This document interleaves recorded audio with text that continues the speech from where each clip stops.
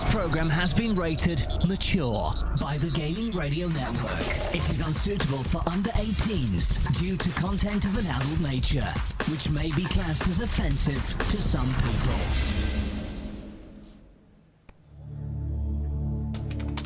And as we do that, we go live. This is Eve Radio. This is This Week in New Eden. It's Sunday the 10th of April 2016. I nearly had a little bit of a cough there and I didn't. Hello, good afternoon, good evening, good night, good morning. This is, as I said, This Week in New Eden with me, Wiggles, and Dirk McGurk. Hello, Dirk. How are you doing, sir? He's like looking down. Yeah. Dirk, you cool?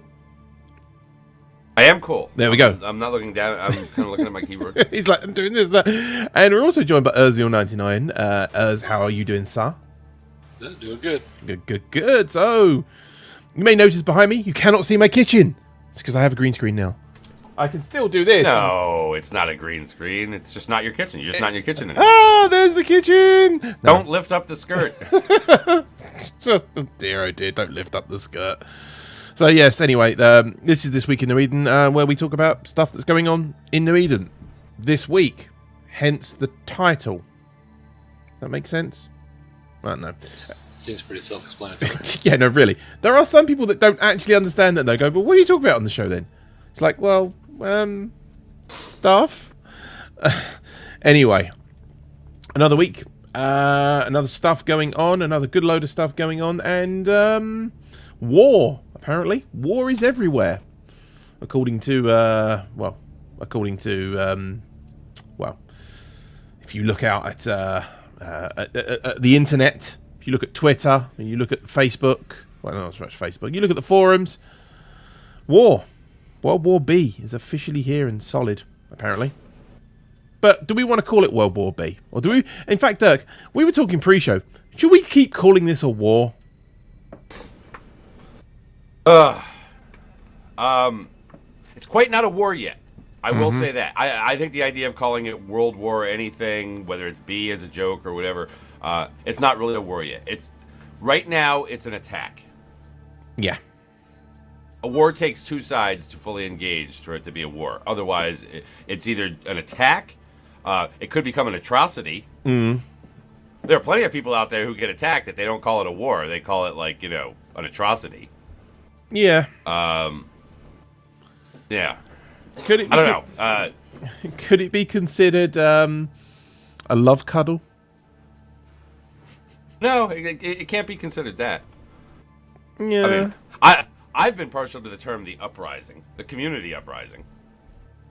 Rather than World War B or the War of Soviet aggression or but whatever. Yeah. Chris1234 in Twitch said that means the Imperium would have to undock. Yeah, well, look, the Imperium is undocking. I'm a member of the Imperium, just in case anybody was not aware of this, yes. right? So, maybe not past the next hour or so, but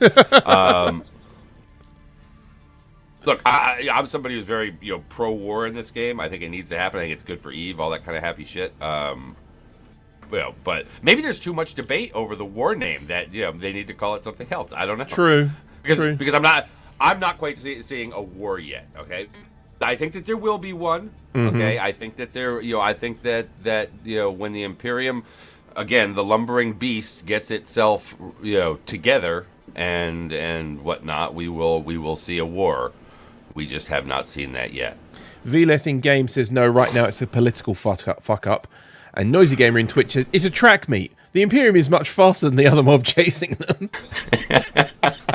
So hold on. If it's a track meet, maybe that's the new thing. Maybe that's the new thing, right? It's like the story with the bear. Why you putting on your running shoes? You can't outrun a bear. No, but I just have to outrun you. Maybe that's Goon's plan, right? They just have to outrun the other alliances in the Imperium. So hold on. The way it's going, and no, Caleb, we're on the Eve Radio channel, Eve Radio Live on Twitch. If you want to watch it there, I don't put it on the Wiggles channel when we're on Eve Radio, do we? Anyway, so hold on. If it's a race, and you've got to be the fastest person, who's at the front? Is it going to be the Matani? Is it going to be Scion? Is it going to be Laz or someone like that? Who's going to be lagging at the back? River. Really? BC's not all that mobile, so he'll definitely be at the back of the bag. Oh dear, BC at the back of the pack. That's bad. That is very, very bad.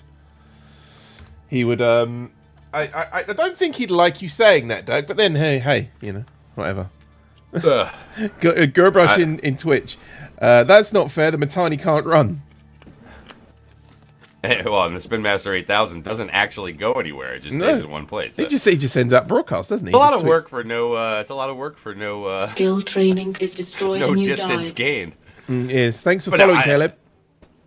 Again, I think that I think that we are still likely in the early stages, of this entire thing. One side is further along than the other.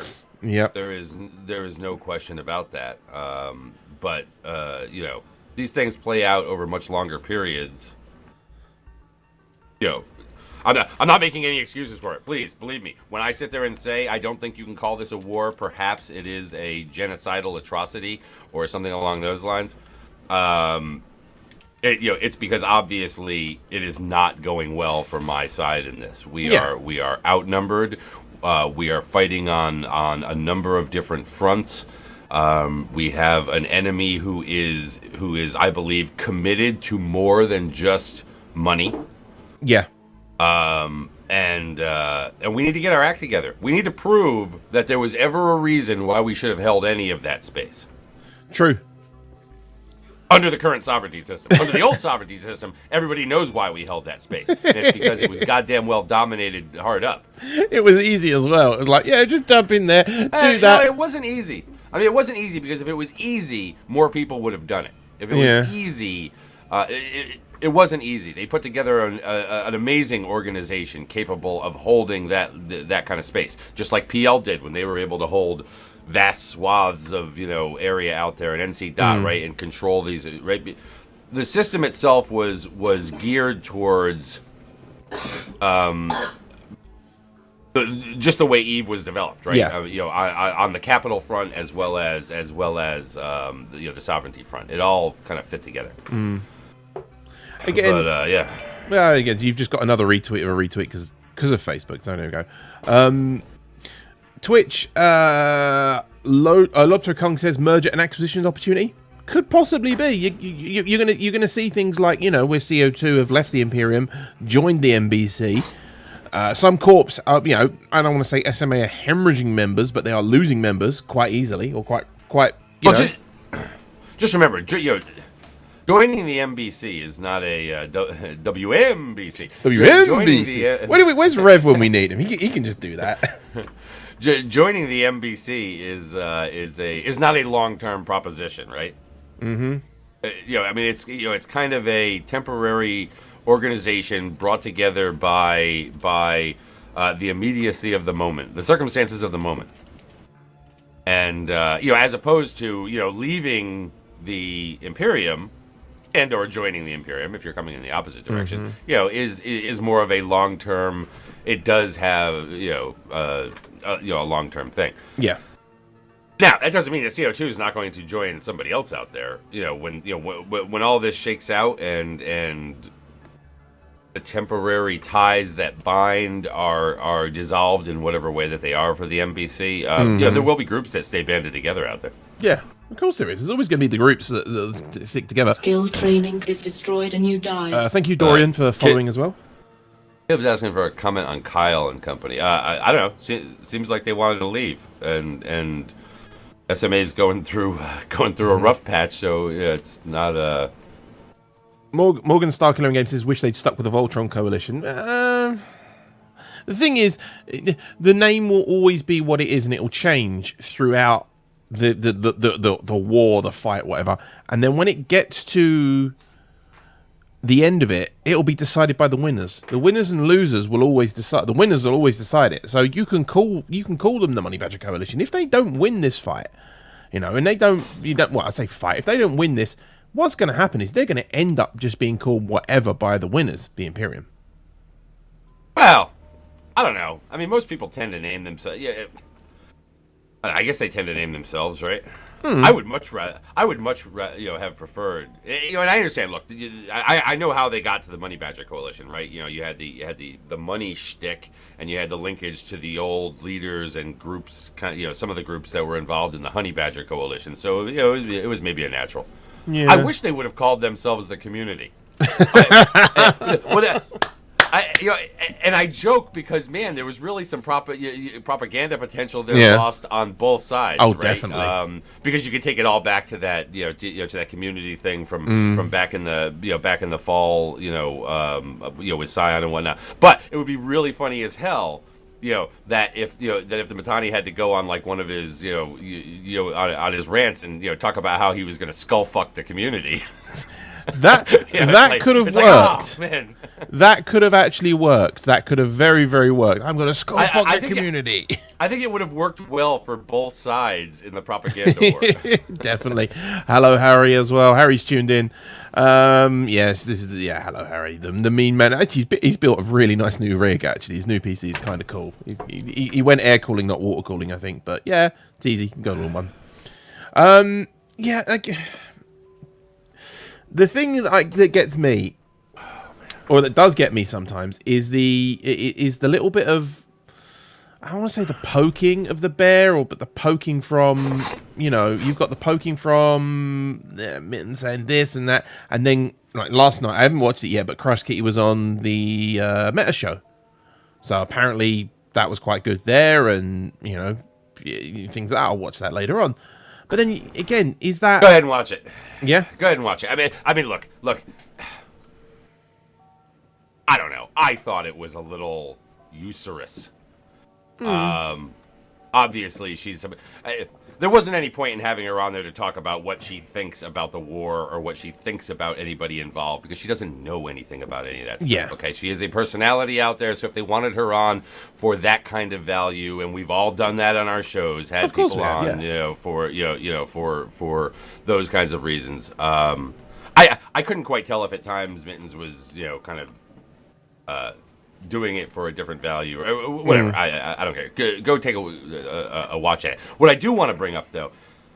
Okay, so last night I'm doing Podside. I'm literally like working on like 4 hours of sleep right now because of course there is no ever just Podside ends. There's also this discussion period afterwards. Exactly. And but I looked in my email and I received an email. Myself and a number of other either streamers or media types, whatever, fuck it, from somebody out there, talking about something that happened on Crass Kitty's stream the other night, where apparently she had a personal situation that dealt with a family member or whatever, that could be heard through her stream. And maybe she commented on it as well. I didn't go back and review the whole damn thing. And apparently the stream got a little juvenile in their dealing with it, and shit like that. And I guess it got beyond cringy. And I'm not somebody who uses that term cringy by any means. And I'm also not somebody who sits there and white knights for any particular streamer out there or anything like that. But what I told this person was I will comment on two things. I will comment on the fact that it's not just the EVE community. The anonymity of the internet community breeds this, whether it is related to a video game, whether it is related to politics, whether it is related to how you plant a garden, somebody will make rude comments. Yeah. So don't kind of just blame it on the community. I'm not surprised. This is just kind of where we are, and but on the flip side, streamers, podcasters, we all know or should know, okay, by very soon that you are putting yourself into a public position within a community that is by and large hiding in the shadows. Therefore, you've got to know what to expect. Yep. Crass seems like a nice girl. Okay, she does. She seems like a nice person. All right, but I will tell her the same thing that I would tell and this is not a blame the victim thing, all right, but if you want to protect yourself, sometimes you got to know when to keep the private.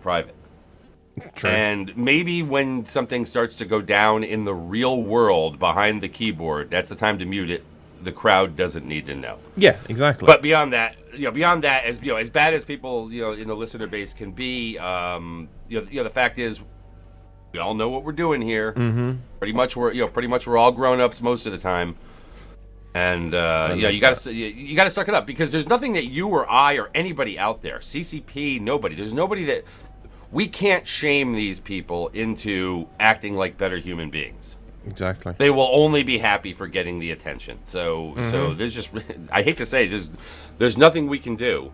And everybody knows I'm not. Look, please, I'm not getting all preachy here, because I've had my own issues with public saying of shit to people. But guess what? That was actually me sitting there. I wasn't hiding behind some fucking avatar that nobody could go after. But I have to think about my wife because she's leaving. Okay, go. Well, this is the way it is, though. This is the way it is. And by the way, you're on voice hack. You're not on PTT. Oh, am I? Yeah. Oh, good. So everybody heard me say I love you? Yeah. That was it. Oh, nice. Okay. And we're all going to give you a call in a little while. Exactly. No, but it's fine. So you're probably sitting there pressing the button to I was pressing the button, and I just got through talking about how sometimes you got to keep private stuff private. Well, apparently everybody now knows that my wife is leaving, and I love her, and I would like her to call me when she gets there. Exactly. But hey, that's it. But no,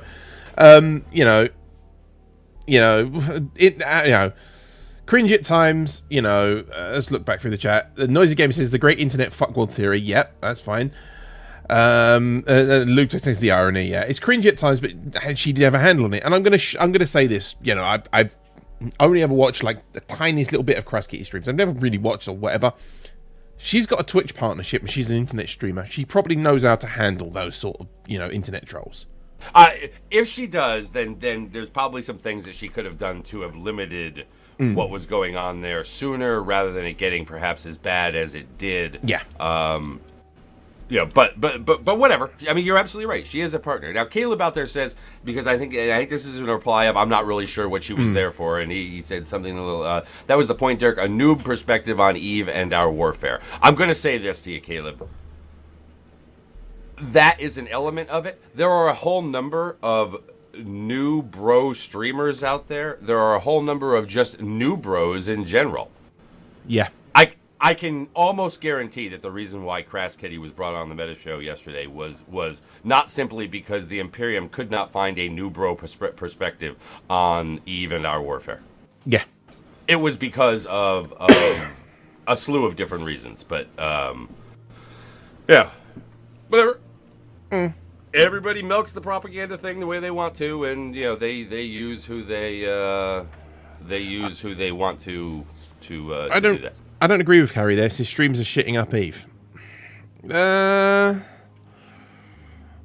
Streamers are streamers. Streams are promoting. At the end of the day, whether it be promotion via a stream, social media, Twitter, whatever, I could even ask my girlfriend, and I probably would turn her microphone on, but she's not feeling well, and I'd ask her a question. If I'm just going to look at her right now, is it better right now to get out as much promotion as you want in the real world, streaming, social media, Twitter, that sort of stuff for a product or company, than just say, actually, you know what, this streaming stuff is bad, we shouldn't do it? I just got the look. I just got the, which is like, I got the, you fucking crazy look. No, I don't think they're shitting up Eve by any means, because exactly. You probably didn't hear it, but she said it's all about attitude, and that's exactly what it is. It's all about attitude, and that's where it is, and that's what people are. Yeah, I certainly don't believe that streamers. Some may in fact be shitting up Eve in some way or another, but they're only shitting it up for the people that are watching them. And if you're still watching it after they've been shitting it up and they continue to shit it up, then you apparently are enjoying that which you are consuming. True. So I mean, streamers don't really impact the game unless enough people think that they impact the game that it actually gets impacted. They are observers in a way, and you are observers of their observing. Maybe they're doing something, but chances are they're probably not doing something so consequential as it's actually doing something to the game. There is a new generation out there, and I've commented on it before, and I think it's good for this war and things like that, right? We're getting more coverage, we're getting kind of more talk about it and activity and things like that. because of the new tools that are available that really weren't as prevalent in previous wars and things like that. Exactly. But I don't know. I think it's good, and whether you like a particular streamer or not, whether you like this show or you like the Meta show or you don't like that one over there or this one over here, right? That's all personal preference. Mm-hmm. But just remember that the number of people watching and the number of people streaming is still such an incredible minority compared to the total number of people playing. Exactly. And even then, when you switch on its head, the total number of people playing, let's say 40,000. Let's use that number because that number came up recently. Because everybody's 40,000 people we are logged on. Yeah, actually 40,000 accounts, not people, but whatever. The point of that is that yes, the PCU is going up slightly. Why is it going up? Well, because there's content going on. You know, somebody's kicked over an apple cart and shit in it and gone, now I'm gonna fight you in the face. You know, and doing stuff like that. That brings people back to fight. You know, we've got there's people coming back that haven't played for years that are fighting. And coming back to get in this fight because people want to fight. But when it's quiet, yes, there's not going to be your you're not going to be your 40,000. There might be your 25,000 on. Eve might not be in the top list of streamed games or whatever. It might be right at the bottom again or whatever because, it's quiet. But that goes through it with every game. And I want to touch on a point that Harry said a few minutes ago. All these noobs coming in wanting instant gratification plus CCP desperation for more accounts giving us dailies for SP. The thing is, right? This is the thing, right? Well, are we going to talk about SP or are we going to talk about Harry's comment? Harry's comment. Okay. Harry's comment, and we'll segue into that thing. The thing is, though, Harry, and I know you, Harry, and I've got a lot of respect for you, but the world is changing. You're an old man. I'm 35. I'm considered not old, but I'm a millennial. I'm just on that cusp of millennial, and that's the thing. Things change. It's not like you log in and it's not. Well, I'm not going to say this isn't your granddaddy's Eve and how you logged in and you was logged in for 12 hours and did all this and did it. Yeah, you might do that once in a blue moon. You're not going to do it all the time. Whereas, before you didn't go and you had to go to the bank. You went in the bank and you stood in line and you did all this and did all that.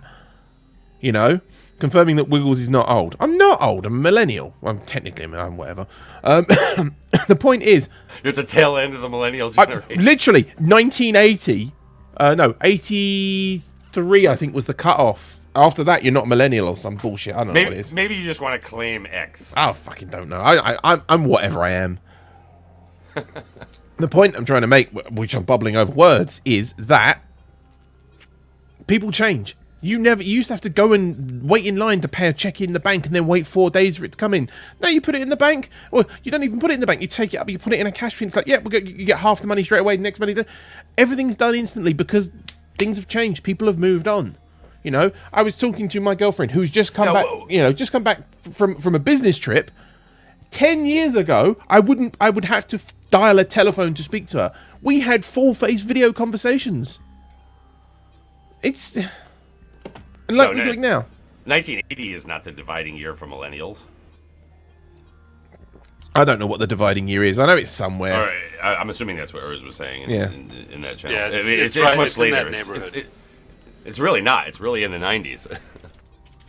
It's like 93, 95, I think, somewhere around there. Yeah, all the generational stuff I've been given all says around 1980. Okay, Wikipedia, millennials. The most researchers, commenters use births ranging in the years from the early 80s to the early 2000s. Caleb, I was just about to do that because obviously, yes, Harry and I are old people. Okay, we are. And what's quite kind of cool about Eve is it is one of those games where old people are involved, and in fact, the average age of this game is probably substantially higher than most games out there. Not just because of the age of the game itself being far longer than most games, but just the type of game it is. We all know that Eve is a niche game that attracts. That attracted early on people who weren't just looking for instant gratification. However, there are things that were a part of that were wrong. Maybe it shouldn't have been that way to the extreme that it was in certain things. There are also things that And we should probably now go into this skill point dailies thing that they have proposed, just so that people understand kind of the context of what Harry was saying. So the other day, a couple days ago now, CCP Rise put out a dev note on a dev post on the forums where they are proposing a dailies system that can earn you 10,000 skill points per day. Yeah. Dirk McGurk just likes to sound like the oldest fart on the block. He doesn't sound like the oldest fart in the block. I do. Actually, no. I think Noisy kind of sometimes comes across as as sounding a little older and farty, but certainly nobody beats Harry in that in that regard. Harry is definitely the slow change down, boys. Because I'm not against this stuff. I may be adverse to kind of the details of what it is they do. But anyways, so 10,000 skill points per day for you going out and shooting one NPC. Yeah. Look, I don't play a lot of games. Okay, right now I play the living shit. Oh, I'm doing my part. I'm doing my part in the war. Yep. and I'm playing the shit out of the Division with some guys. And in the Division, they've got dailies. I've never played a game before that had dailies, so I wasn't exposed to it until the Division. But now that I am, I understand what it is. Yeah. And I look at what it is they're doing and what you have to do to achieve what it is you have to achieve in the Division. And I sit there and say, well, God, it's not just walk out of my home base and like kill the first thing I see and be done. Like there's something more to it, right? You actually have to go and play this portion of the game. That's going to take you a few minutes, maybe not too long once you reach higher levels. But you gotta kind of play the whole thing through. And here this just seems a little lightweight. So once again, it's not about the actual idea behind dailies. It's not about the idea of 10,000 skill points. I'm all for, and I've been all for the ability, especially for newer players, to be able to accrue skill points in a way that makes them feel like they're getting a little bit deeper into the game a little bit faster. I'm for that. Yeah. I just think that what they want them to do for that is so incredibly below minimal. It's downright. I think they need to tweak that. Well, they also did say in the thing they intend it to be an experiment, and there will be things tweaked on it. Because at the end of the day, they could go, we're going to put dailies in there, and you have to go out there. And you have to go and kill 4 frigate rats, 3 cruiser rats, and a battle cruiser rat to get maybe 20,000 skill points a day extra. You do that, great. And then you're like, I've got to go find frigate rats, But well, sure. I mean, in high sec, you won't really find battle cruiser rats unless you run a mission. At least a certain level 2 or level 3 mission, or run a DED site. Like a 4 out of 10 will have them. Right, and maybe they don't need to go all crazy because there's this and once again, this is EVE, right? And there's so many different play styles and so many different things that you can do, and they're like, well, what about people who only stay docked up and play the market? And it's like, well, I guess you're not part of this. I guess they're not trying to encourage that because what they are trying to encourage is people getting outside of wherever they are because that puts them into the being a potential target type area, right? Now Moshe, look, I don't like the idea of an NPC. Maybe if it was like, I don't know, 100 SP per frigate, 500 per cruiser, 1,000 per battleship, up to 10,000. So that means that wherever you are, if you're in high sec and all you get are frigates, destroyers, and cruisers or something like that, right? That you're going to have to go out there and you have to do a few more. Yeah. But that's because you're in high sec.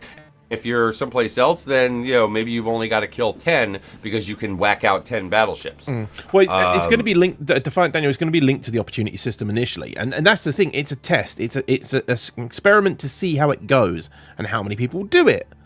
And Jane Fillon, because we were talking about this. Holy shit! It was I was talking in Stations on Friday night. And he was in the audience, and he came on, and he said, this is kind of a first type thing. They want to see how it goes. it's more the idea of dailies right now, and then they'll see how it kind of works out, and they can tweak it along the way, or what have you. I think there's definitely stuff that they can tweak up front to make it sound a little more reasonable. But what would have been nice, and man, we get back to communications and things like that, is what Jane came and said was based on CSM discussions that they had about this at the last summit, right? Yeah. Maybe it would have been nice if Rise, when he throws something out there that he absolutely 100% knows is going to rile up a certain part of the player base and get discussion talking amongst others in the player base, maybe he should have put, "Hey guys, we're looking for some ideas here. What do you think? This is the proposal right now." But whatever. Well, Morgan Starkiner in game says it went well with Dust, so why not try it? And I agree. Dailies go well in games. It allows it. And again, I had this back and forth on Twitter with someone, and it was about motivating people to log in. And you may log in for 10 minutes, do this, whatever. But the fact that you're logging in, you might get a PM from someone say, "Oh, do you want to go and do something?" "Oh, I haven't got the time." Or if you've got the time, you go and do it. The point that the thing that I'm trying to bring up for this is, it means that you've logged into the game and you're active in the game, which is a bonus, because if you're not active in the game, the problem is you might miss a fleet, you might miss a war, you might miss a super carrier kill or a Titan kill, or, you know what, you may just miss some guy, transporting skill injectors in high sec for a gank, whatever. But that's the thing, you're logged into the game, you're active, you might engage with your community of friends. And there's that word again, community, because, well, remember, this game is about community. It's a social experiment. I think it's one of those things.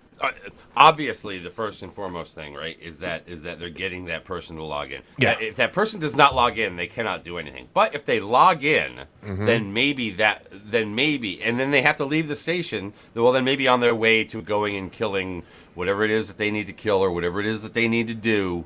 Forget about what the actual thing of that is, but the specifics. But then maybe they will go on to do something else. Yeah. I don't know.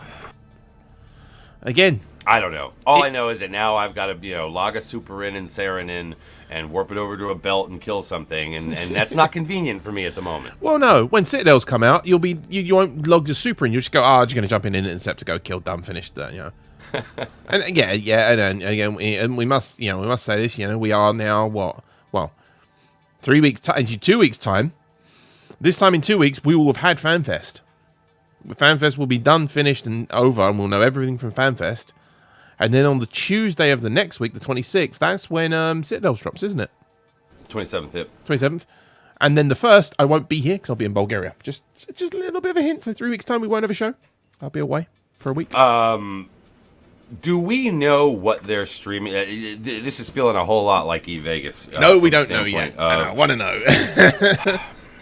I'm going to tell you right now, if they come through with this bullshit of everything is not being streamed, we'll give you, well, hell, I don't know. We'll give you the keynotes, and that's it. Mm-hmm. They're probably going to do... It's just really shit. It's just really shit, and I'm sorry. I mean, for Vegas, it was shit. For FanFest, it's even shittier because this is your flagship event. This is something, and especially at a time when there is an incredible amount of news and detail and things. I'm not saying that you got to show every little rando player presentation or anything like that goes on. Although it would be nice for some people to be able to get it on YouTube afterwards or something. Well, but certainly for all the newsworthy stuff, they need to be streaming this shit. Break out your freaking camera, CCP. It's not that expensive. We're not even. We're under 2 weeks away, and I haven't seen. I'm just looking at the FanFest website. The schedule's not even up yet. I mean, they'll probably. All right, saying that, the schedule will probably go up this week. It'll probably go up this week. Come in. The streaming, I'm gonna be. Oh, sorry. Keynotes and keynote schedule and the President of Iceland. So the keynote schedule's up, but there's no actual schedule. The Prime Minister of Iceland or the President of Iceland? It says President. Oh, I think I don't think they've caught him yet on the the Panama. Well, they called David Cameron or whatever, but yeah.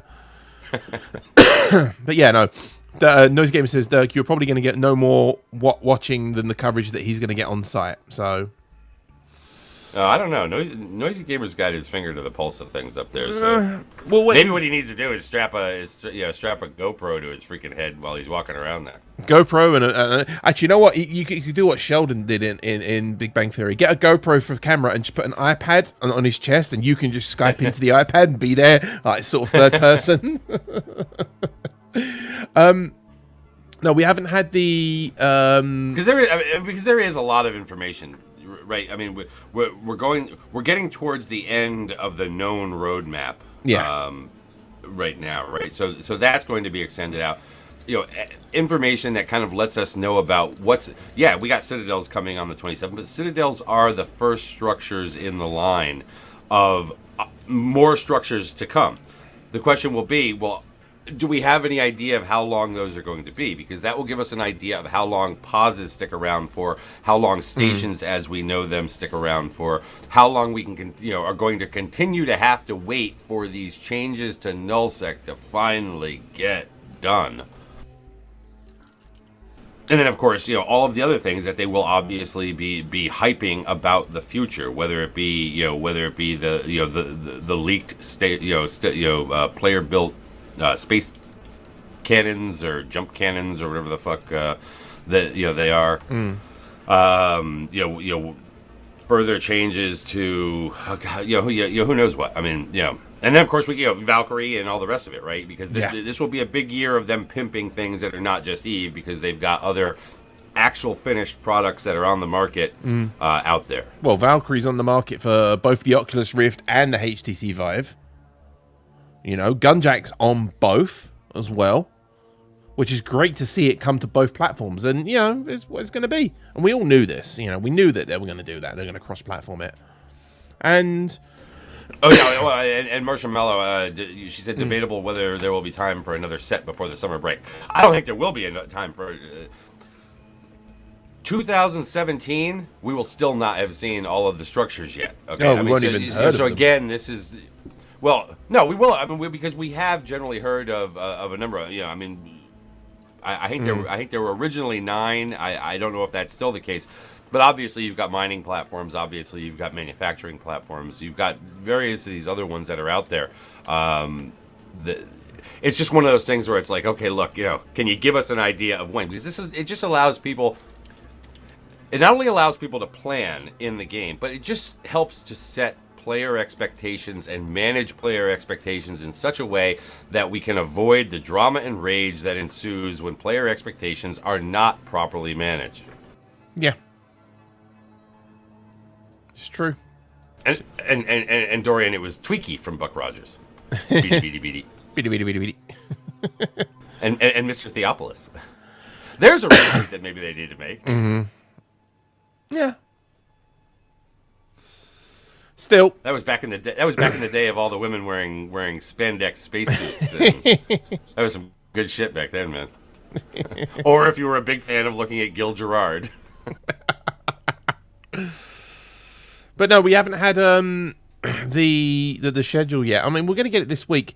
The thing that I'm going to say they're going to stream, I'm going to go out on a limb here. They're going to stream the keynotes OVs. They're going to stream Party. They're going to stream probably an art session. Probably talks about capitals and citadels and that sort of stuff. I'm going to say that they're going to stream quite a bit. They're not going to stream the breakout sessions. No. Okay. But they may record them this year and then put them on YouTube. Maybe. Look, the reason why they did not do it at Vegas, okay, and this is what differentiates it, right, is that they have to bring all that equipment with them. Yeah. Okay, and they've got to bring people who are dedicated to that equipment, as opposed to bringing people who are more, let's say, dev-oriented, more content-oriented for the people who are in attendance, right? They've got their budget, and they've got to stick to their budget, and they either bring cameras and cameramen, or they bring, devs that the people who are there want to talk to. Not that every employee at CCP is not valued in some way or another by the player base, but these are the choices they have to make. Up there, they don't have to. Up there, it's like it's all hands on deck for FanFest. So, they can bring these people that they've already got on staff, and the equipment is right around the corner. And yeah. So I'm expecting that they are going to stream quite a bit. So we just haven't heard that yet, though. So it's like, Yeah, Marshmallow says Alliance comes back on this time as well. I doubt they'll live stream that though. I think they will. I think they will. Put the LOL at the end of it. Yeah, I didn't say that. LOL. Well, yeah, and what I liked was in the announcement of that something about using the same format. And I'm like, oh, good. So now we're going to have, booze, banter, and shenanigans again, because that was the old format. Actually, no, it wasn't. The last one that they had was really quite depressing. Yeah. I want to say none of the people that you would find like extremely entertaining up there to kind of do what the Alliance panel had sort of done in the past, and I don't mean like the whole suicide thing or anything like that, but just be funny and irreverent and things like that. They weren't there for that, so it was kind of dry. Mm-hmm. So what it always, the Alliance panel always comes down to who's on it. And they're certainly not going to be drunk like they were in definitely several, not just one, but several Alliance panels of the past. But BC says, "Oh my God, Dirk fucking up, fuck Dirk mucking up a Bob Ross peaceful natural work of art." Sorry, man, I got some happy little clouds. This is meant to keep me soothed. He said, "Happy little clouds, yeah, happy little clouds." Actually, I'm on location in Bob Ross land. Yeah. Also, by the way, tomorrow's Monday, which means it's Bob Ross Day on Twitch. So get on that shit, yo.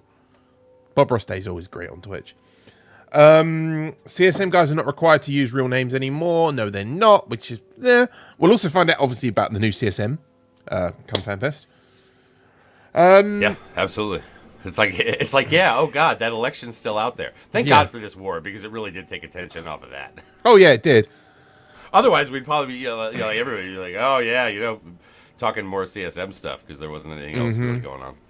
Yeah, just looking through Jita, it's just busy Jita as well. The Undock's always busy, but it's 4-4, so. People shipping interceptors to the front. Yeah, that or trying to buy materials. Oh no, wait! Did you see that this week? Did you see that? Did you see? I did see it. Well, I did see it where Iron Bank had bought like 500 and something materials or something like that, which I thought was odd because it had already been announced that we weren't going to be using Macarial Doctrine like that anymore.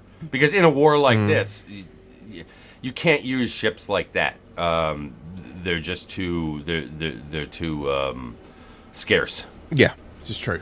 Yeah, they're not during a normal kind of even for large fleets like the Imperium can put out. During normal conditions, it's not the scarcity factor doesn't come in, but during a war, yeah, they do. So yeah, I don't know, apparently he's got some excess materials. Fleet issues. Yeah. Yep. Yeah. It was just strange, but maybe he just didn't know, which is funny because then now he just bought up like the extra supply of materials that I guess will be used by somebody out there for something.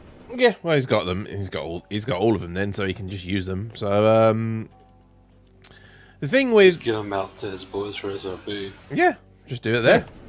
Yeah. Maybe you just give them away. Yeah, you give them away on the stream. Yeah, give them away on the stream. The as I said, we've talked about. Let's see what else we got on the list this week.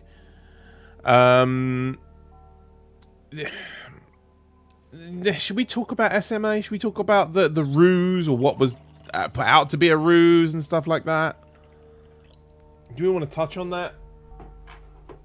Well, I mean, there had been a story out there that when it had left SMA, whatever. Apparently, and I got to be honest, I don't follow a whole lot of the topsy-turvy nature of what's going on with SMA leadership or anything like that. It's like SMA will either be there or won't be there or whatever. But apparently it looks as though maybe that was a ruse or or whatever, and his characters were somehow replaced with different characters, but still owned by him or whatever. Yeah, I have no idea. Again, this is the thing. It's about that's where it comes down to the inner politics side of the game, where you have the big alliances and the big corporations and the big coalitions that go out there, and you've got that inner circle of, right, so there's only, there's always this rumor that there's a handful of people, 5 or 6, that dictate the pace of this game, what's going to happen, the fights. Some people say it's people in the Imperium and other ones. Some people say they're in PL. Who knows? I don't know. some people, claim that it's their dad or whatever. My dad's bigger than your dad. No. Akulu in Twitch chat said SMA just last night lost another 2 corps and a super carrier in their staging system. The super carrier I can understand, but I have never seen 2 corps get two corps undock and disappear and be destroyed in the staging system. But I get what you're saying. Yeah. Look, I think that I think that you're going to see corps, and it happens. It happens in any war with any group out there. Where look, when the going gets tough, you lose people who are supremely unhappy with the situation, and you lose the low-hanging fruit who were never there to actually do what needs to be done in a time of war. Even if you're kind of winning, but maybe your area is just like not conducive to whatever it was they were doing, they find a way to pick up stakes.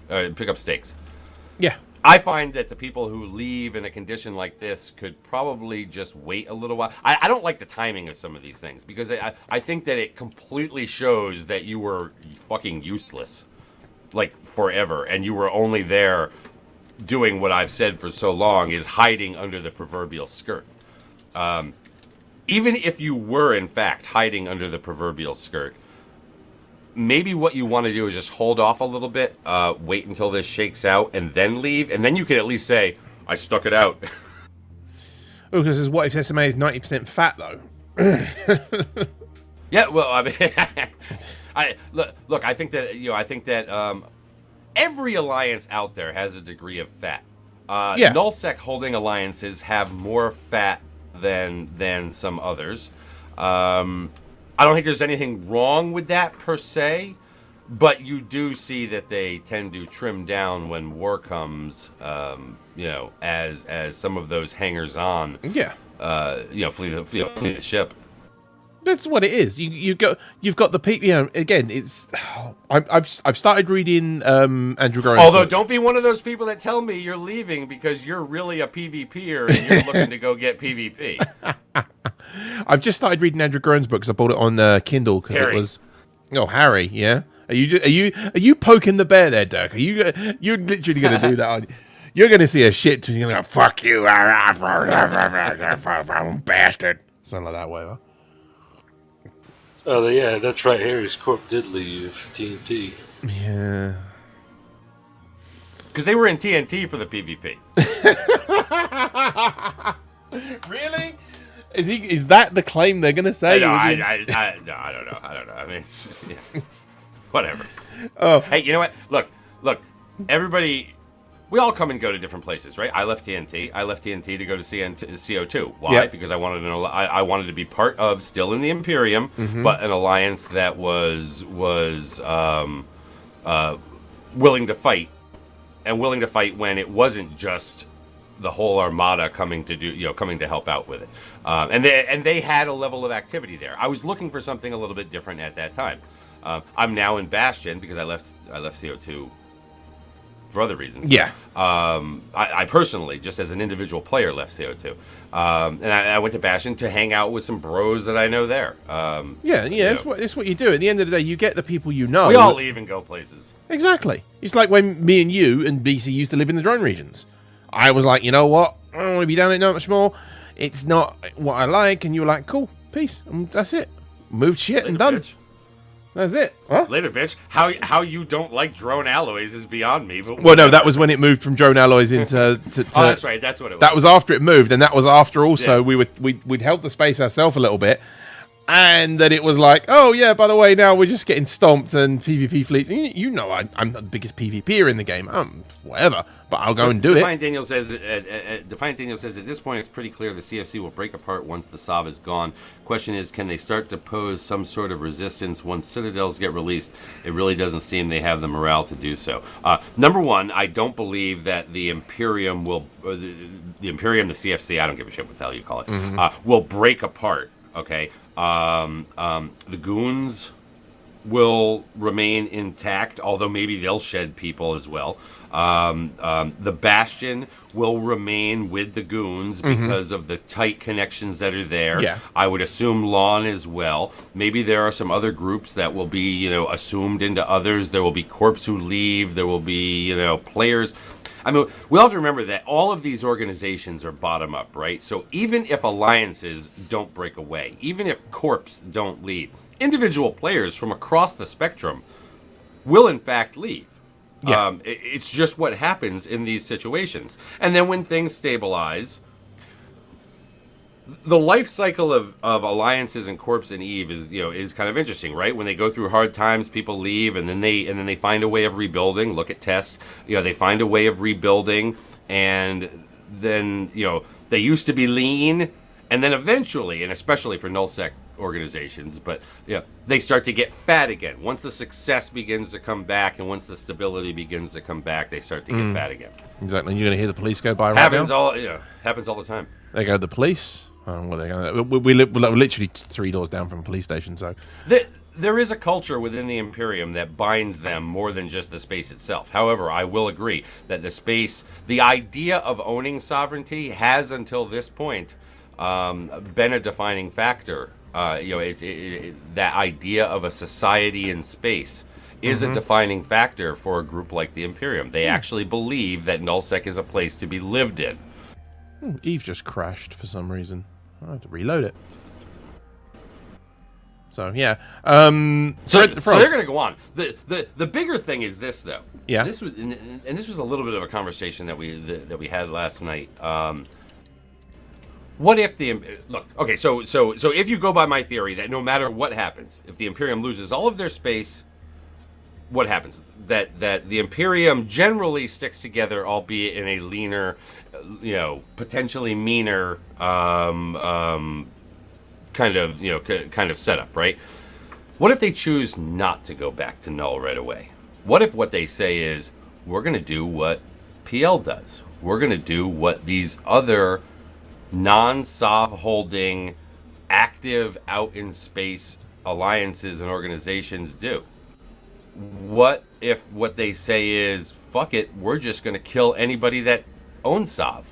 Not just Test, but what about the 5-man corporation over here? Nobody owns.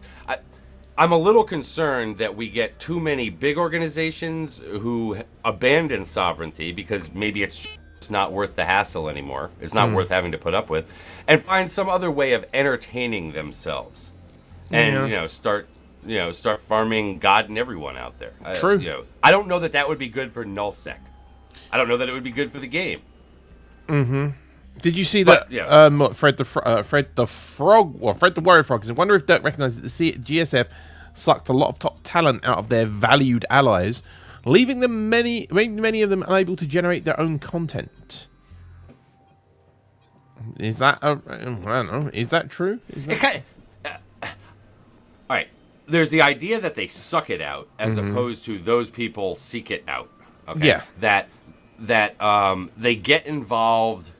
Again, you've kind of got to look at how the Imperium works, right? I mean, it's like this big federal umbrella, right? Yeah. And they want, a number of these people, they want to be generals of main armies. They don't want to be generals of their state militia. Okay, they don't want to be generals of their National Guard unit. They want to lead, real big fleets, and so a lot of so some of them, I'm not saying all of them or whatever, they think that if they go into the Papa group, that they will get that. I don't know that they suck it out. I don't know that they do it to keep their underling alliances weak or anything like that. I think it's just something that kind of happens. Again, I've said it before.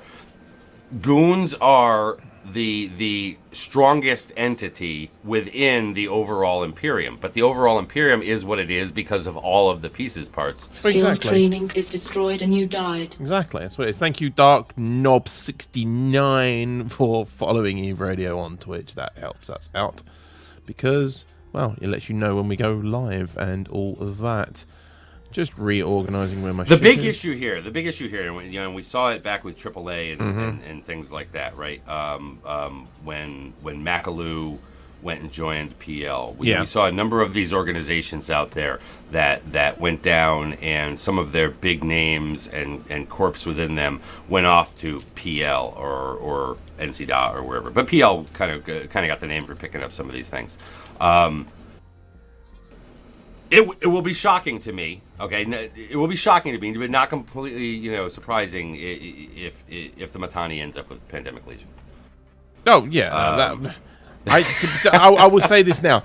I think he would rather just stop playing. I'm just throwing Eve. it out there as a Training is possibility. destroyed Okay, and I'm you not die. saying it's going to happen, but he could in fact become a fleet commander within Pandemic Legion. He could do. When this is all said and done. We don't know. Thank you to Catagon for following as well. Again, guys, that helps out us because when you go live, or when we go live, you might get a notification on your phone or whatever, and it allows we do this on a Sunday, 3 p.m. GMT, 4 p.m. UK, 11 p.m. in the East, like 8 a.m. Pacific or whatever it is. We're looking at moving the show back to its old 6 o'clock time. It's a little bit easier, but and this is what it is. Oko says, "I just want to see Mittani and Graf on the same stream, just once. Make it happen." Yeah, I don't see that happening. I mean, obviously, look, those two hung out and at times in the same places out in Vegas. Grath was one of the people who was at the time a supporter of the Kickstarter, and I know that that was going on at the time.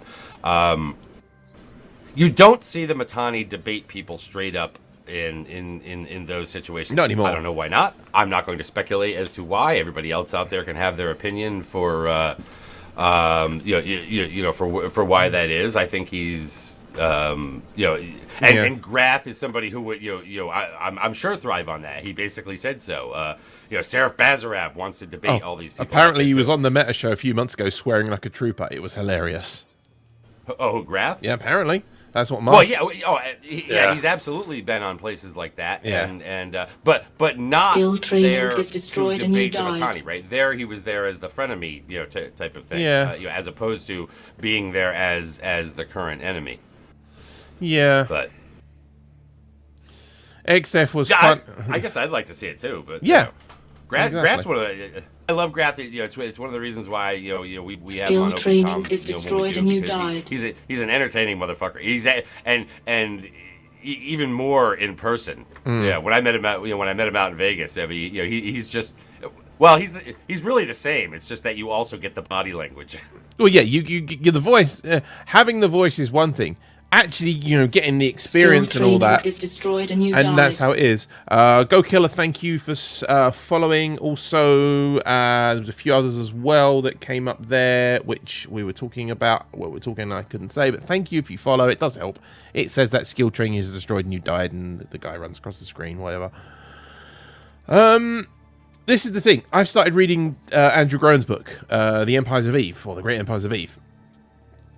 I've started. Yeah, you've got it. Yeah, you've got that one in their Spaceship Serious Business. Yep. I got this one here. I went with more of the deep reading. First, and then I'm going to get Skill the training history is one. destroyed and you die. Thank you, Tobias, for following. I got it on Kindle because I got it on Amazon for Kindle, whatever, and I've got it on my phone. And Skill You got training is Andrew destroyed and Groan's you book on died. Kindle? yeah, it's on Kindle. Oh, So I thought that was. Well, okay, yeah. I haven't seen the inside of it.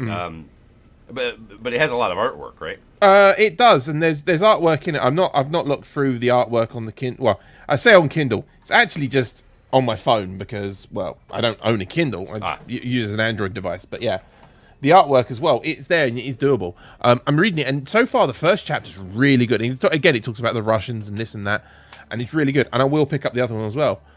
Olika says, what lessons do you think TMC could learn from Andrew's book? Under promise, over deliver. That's all I'm going to say. Don't say don't say we need 150 grand to write a book. Look what Andrew did. He started off with 15. He said, I'm going to write 15 grand to write this book. He ended up getting like 89 grand or something like that, didn't he? So some of the things that would need to be learned are things that I'm not sure can necessarily occur.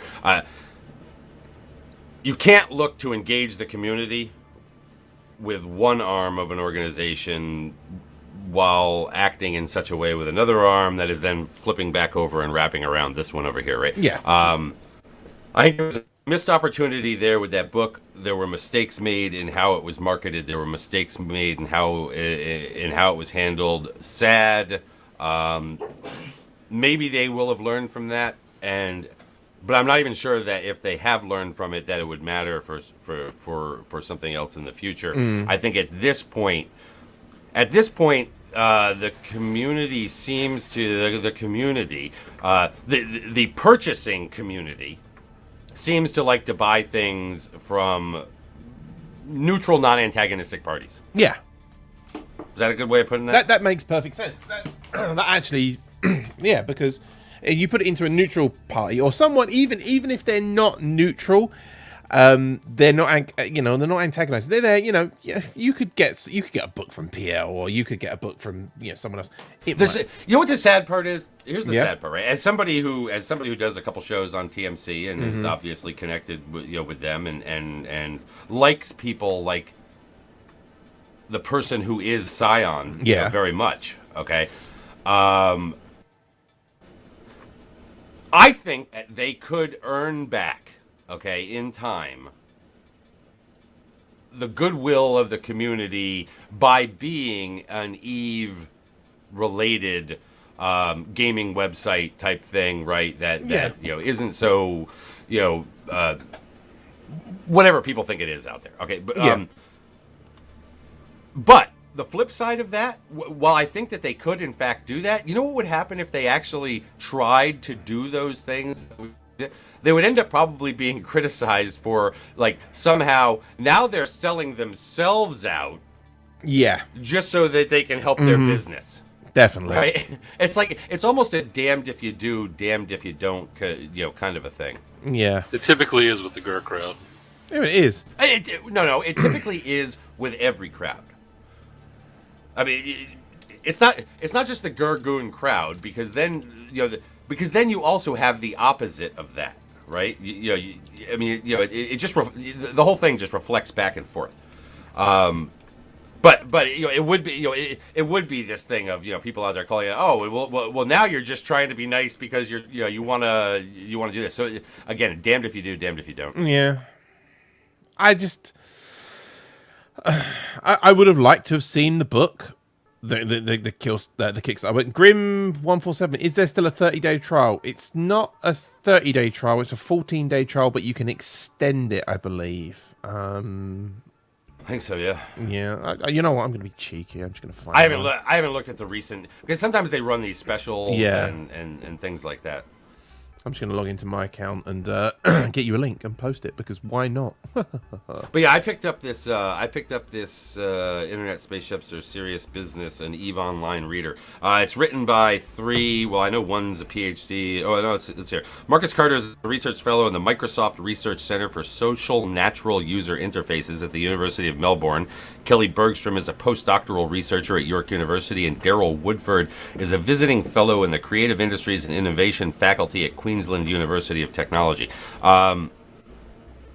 They are the three primary editors of this book, and who put it together. But a lot of the things in here are actually written by EVE players. I mean, you've got stuff in here from Endy.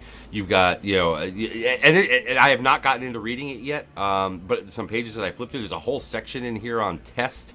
There's a whole bunch of stuff in here that's trying to explain EVE in a way that you don't necessarily have to be a gamer. I'm sorry, you don't have to be a player of EVE to fully understand it. They do try and break it down. And in one part, like at the beginning, they're talking about what is EVE, and they give a one-sentence thing of what EVE is, and they're like, and then there's a whole paragraph basically saying, but that's not enough, and then they extend that sentence by like another sentence, and then they go through another paragraph. Well, even that's not enough to explain EVE, and then they extend that sentence, another sentence or two, because that's the way EVE is, right? I mean, have you ever tried to explain what EVE is to somebody? Yeah.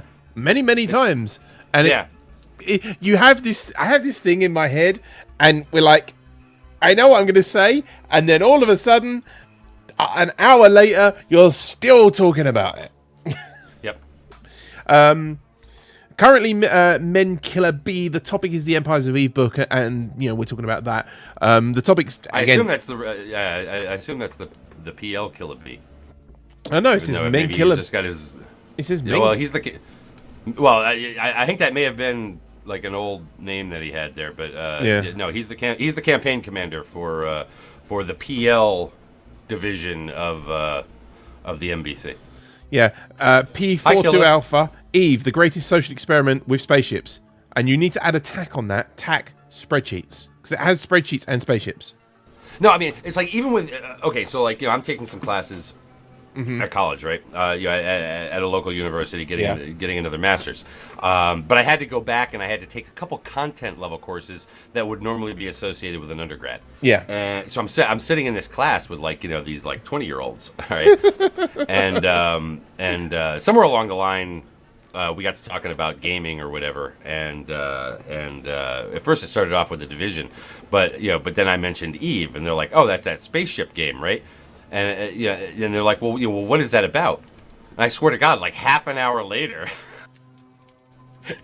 I mean, trying to explain Eve to where you don't make it sound like the shittiest place on Earth because you really get so far in depth with what it is you're saying, but not trying to leave anything out because there's so much to it. True. It really is quite difficult. Mm-hmm. That's the way it is. I've always said that when I explained it to people and go, what's Eve about? I say, well, World of Warcraft? And they're like, yeah, kind of. I said, well, imagine World of Warcraft. Imagine every single player in that game. They said, yeah. I said, all in one place. They're like, yeah. And I said, and you can do whatever you want. And what do you mean whatever you want? I said, if you want to shit in a box, you can shit in a box. And literally I went, well, no, not literally shit in a box, but you can push someone's castle over if you want. And you can go with 20 of your closest friends and go shoot people in the face. And they're like, And it's one of those comments. It was the PC game. I'm going to segue into the PC Gamer article. Well, just real quick. Yep. Because I'm grabbing it here. In the Twitch channel, and I don't know if you want to. Yeah, go for it. In the Twitch channel. Yep. Oh, let's see. Oh, okay, it killed the link here. Hold on. Let me give it to you. No, I've got it. Because I'm watching it in IRC, so I can see it. Okay, so this right here is a 30% off for this book, Internet Spaceships Are Serious Business. If you live in the U.S., this basically, that 30% basically covers your shipping. I think it was like $22, including shipping, once you apply that code that is in there. And that code was it can be reused. It was given to me by Kelly Bergstrom, one of the people who are the editors of the book. So if you're interested in getting this book, offer expires June 1st, 2016. So there's 30% off if you... Yeah. Definitely worth getting it. It's one of those... I've got all 3 Eve novels sitting in the bookshelf just under here. They're there. They're great books to read. Always good to look at them and read them. Caleb posted, Eve is a random variation of this experiment, the Stanford Prison Experiment. There we go. I'll copy the link and paste it back in. There we go. Yeah, the reason we don't have links in there is because, well, we don't run Nightbot, and it's just, you can run a bot, or you can just have the links automatically deleted by Twitch, because, yeah. Because we'll just link porn all day. And pretty much. That's pretty much what happens. Because remember, this is Eve players. Segueing slightly a little bit. The other night on Talking in Stations, we had Nullarbor on. Yeah, I haven't listened to that yet. That's one of my listens to tomorrow. How did that go? Was that good? I guess I'm a little biased. Yeah. I think it went pretty good. We had a number of Astarothi was there, and Tiberius Stargazer was there. Matterall, of course, Drayden and myself, we all asked a bunch of questions, but we took a lot of questions from the listening audience as well and put them to him. I think that there were some things that were interesting. Things that I didn't know at the time. The whole idea of the assets that are in it. if the structure is unanchored or destroyed, that players don't lose their assets inside. They can be transferred to another citadel in the system, or after I think it's 20 days, they will be sent to the nearest low-sec station. The first interesting thing about that was it used to be a 10% tax if you wanted to get once it got transferred to a low-sec station to be able to get the stuff out. I'm sorry, yes, and Dominarch from Clueless Space Nerds was also there. I'm sorry, Cagden. Anyways, yes, we had like a full staff on hand that night to ask a lot of questions. But it was supposed to be 10%. So if your stuff gets transferred to a low-sec station because your citadel is destroyed or unanchored, it will go there.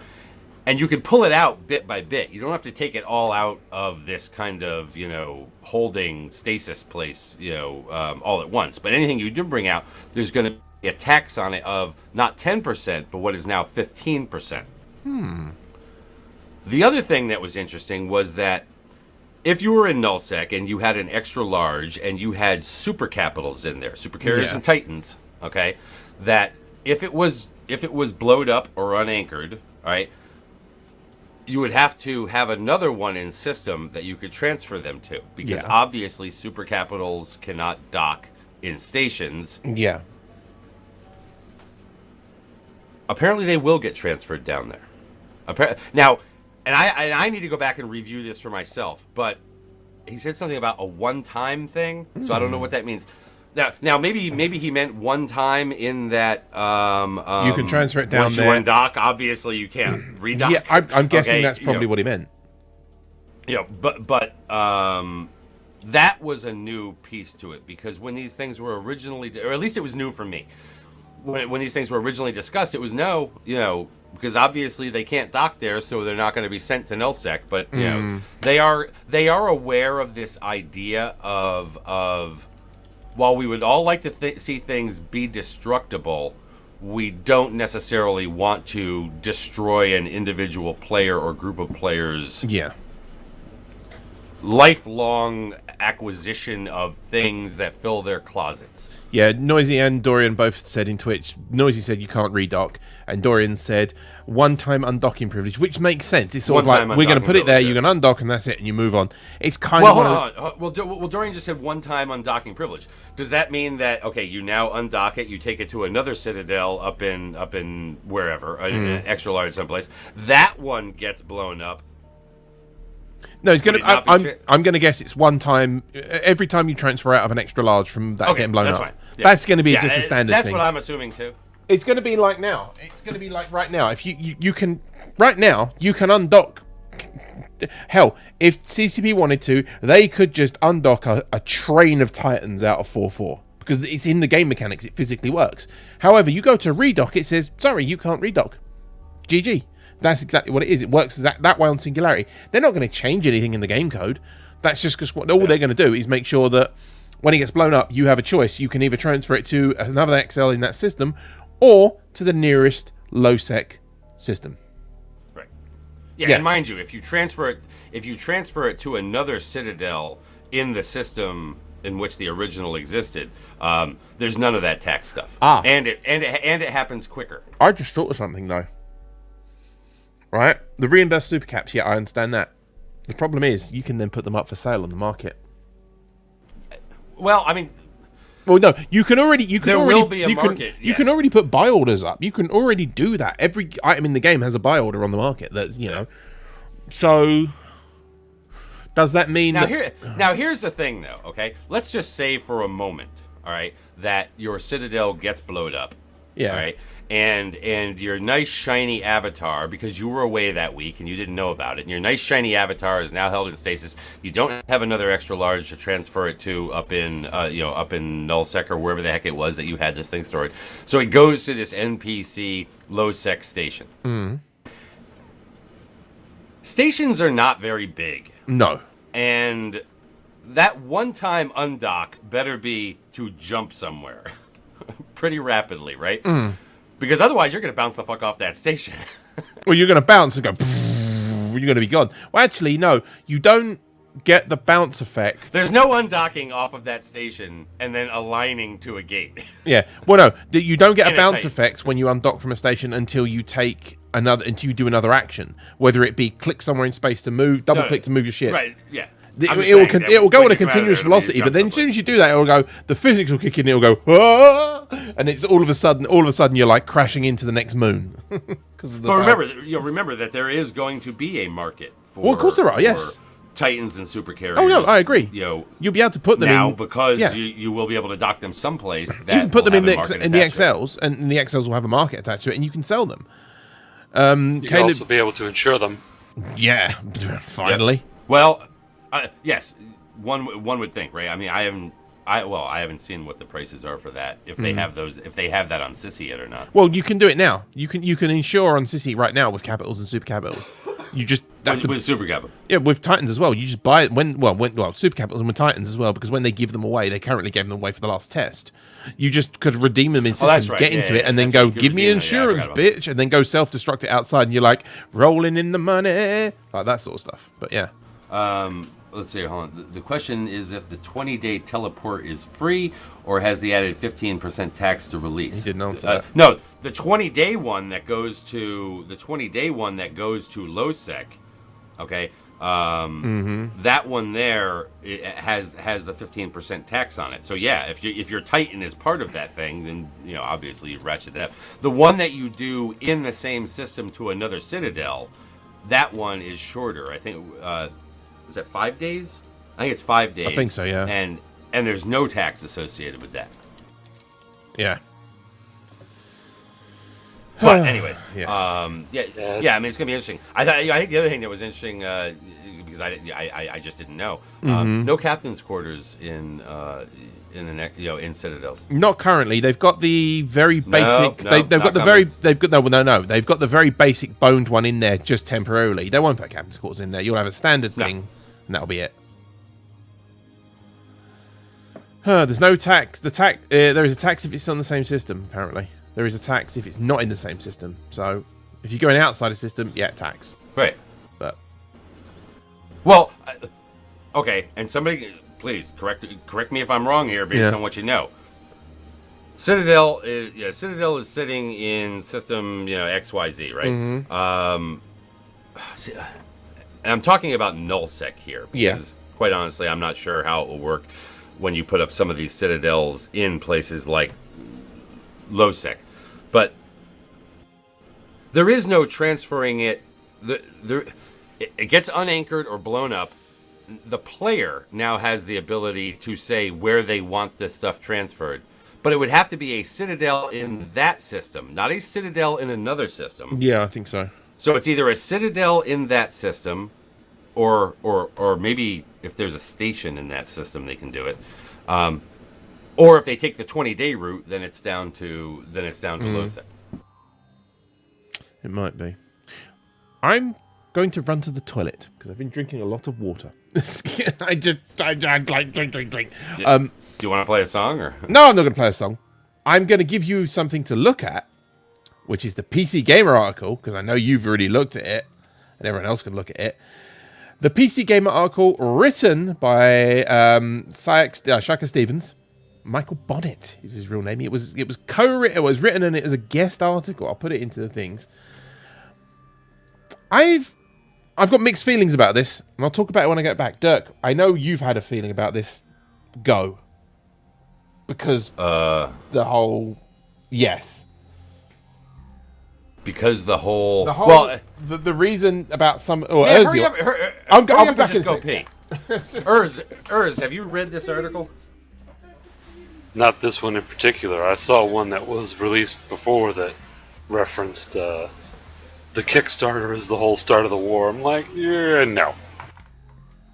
Well, just to answer somebody out there, yes, this is a Bob Ross background behind me. I was trying to go the last week I had Give War a Chance in the background, and this week I'm trying to go with the peaceful Bob Ross background. I don't know. I find it to say that the Kickstarter, okay, and everything that eventually surrounded that had nothing at all to do with this war, I think would be a little bit disingenuous. I'm not saying it began with that, because whatever animosity is out there towards the Goons and their Imperium has been around for a much longer period of time. An animosity that quite honestly was never able to be capitalized by those, you know, who were so anything until now. But I think that it did add, it added to it, because it kicked off a period of fighting, not inside of Eve, but outside of Eve, related to the Kickstarter, then related to stuff related to answering, Cyan's article that dealt with maybe some of the stuff out there related to Jeff Edwards. Yeah. The community, and then the monetization thing, and then Rick Javik's getting involved, and then the community really getting up in arms, and so a lot of these things built upon one another. I don't believe that this war started because of the Kickstarter, or that the Kickstarter was the initial input, but it was one more big log filled with gasoline that got thrown onto a fire. Oh, definitely. This article right here, I think, maybe plays it up a bit too much as being the proximate cause or whatever, but and I think it it had some things that were wrong in there. Apparently, Durher tweeted 23 minutes ago a leak. GSF planning to let its allies bleed until they ask to merge with GSF. Oh, cool. I've been trying to get into GSF for like 3 years now. Well, so if this is the way if we have to lose all of our space, yeah, apparently, so that I can finally call myself a goon. Yeah, well, whatever path to personal victory I can get. Well, apparently, if you give me 500 million ISK, I can get you it. No, I can't. I know. Scooter's been trying to get me in for a long time. The thing that this is the thing, right? The article, it's published on PC Gamer, so it goes out to hundreds of thousands of people who read PC Gamer around the world. The comment section was interesting to say. One of them 3 days ago, EVE Online, the only game that's more interesting to read than actually play. Someone said, "Lol, so true." Next one, Anthony K. This is the only way EVE can get some media these days. Well, maybe not. 194 comments. Also, I believe every single one there, has to be a registered Discuss account. So you can learn something from that, TMC and Even24. Put a registered Discuss account, not just troll accounts, because you're not going to get trolls on there, or you're going to get. But anyway, the thing that gets me, and I loved it last week when CCP put out the video for the GSF, the State of the Union, and all that. It's good for promotion, and it gets more people. It may get more people playing the game. You guys can have your Alliance logos next to your names. Well, my Alliance logo is the EVE Radio logo, so it's sort of there a little bit because I don't play EVE. That's the thing. I'm not an active EVE player. I've subscribed to the game for years, and I keep up with the meta. I don't play EVE, and Dirks is the Bastion, so I could put it there, and I suppose I could. That's it. Well, here's a question, Zook. Based on what you've heard, and I don't know when you logged in to listening to this, but based on what you heard so far, I don't know, where did you think I was from? And I asked that from the standpoint of, you know what, look, I'm not here to be anybody's goddamn mouthpiece but my own, and that's dangerous enough as it is. So, I don't know. I sometimes I really wish that people didn't necessarily wear that kind of badge on them when they're speaking on shows like this. At least I know I'm not trying to be biased with. I try and be kind of as even-handed as I can. There are times when I really want to role play the living shit out of, especially during a time of war, and I hold back on that because you do it once and you do it too many times, and then everybody just thinks that you're a shill for your whoever your alliance is or coalition or whatever. Yeah, the thing that gets me with that. And again, I I really hate saying this, and people will always go, "Oh my god, what are you saying?" This is a game. This is literally a game. It is a game, and sometimes I feel bad that I'm not out there pimping my party's line a little bit harder because I don't want something I say to demotivate people or motivate in the wrong way. And believe me, I don't believe that anything I say has any bearing on how anybody else plays the game. That's not what I mean. But sometimes I feel like maybe I could have said something more, or I don't know. I just don't get into that. I get into trying to have discussions with people, whether it be here or whether it be like with Far From Pukin on Podside or whatever, right? Where we're just talking about the game from a game perspective and not really letting it bleed over into the propaganda, because I'm just totally shit at propaganda. I'm totally shit at like trying to play it off as something that's not, because I think, especially for people who are reading, or people who are tuned into things like this, right? I think they're smarter than what propaganda gives them credit for, because they're exposing themselves to various points of view and facts and things like that. But whatever. Back to this article. They got something wrong here. I think they, when they listed the largest fight, I think they called BTAC-R the largest fight or something like that. Which BTAC-R itself was not. The surrounding fights made it the biggest fight or something like that. But I think 6 VDT is still the biggest fight in history. I don't like. Again, we talked about this before. It was for concurrent users. It was 6 VDT. For sheer damage done, it was BTAC-R. Correct, yeah. The other thing I don't like about this, but I understand why, in trying to explain to a broader public out there the level of consequences that EVE has, is when they use that ISK to dollar translation. Yeah. Yeah, but whatever. I understand why it's there, because some people who may be reading it out in the PC gamer world that don't really understand, they can kind of link something in their mind and go, "Oh wow, this is pretty significant." Yeah. If you tell them 400 ships were lost, so what? Well, 400 ships that cost this, then it just gives them a little bit of a... True. Yeah. Let's just make that a bit smaller. Let's put that one there. I've put the logos in, so I just grabbed the Bastions logo, cool. and I grabbed the Bastions one, and I grabbed the Eve Radio one, which is basically the Eve Radio. It's just Eve Radio with a thing on it, so it's there. And I think that they're right. I'm just going to quick... Anyway, somebody said something about it being good on Matterall's show, and actually it would be. It'd probably be good on the Open Comms show as well at this point. Yeah. Because while there's 3 of us there from Bastion, there's 1 from Test, and there's a couple independents. On Matterall's show, we've got, let's see here, Matterall's NC Dot, Tibbs is NC Dot, both in the same corp. They're both in DICE.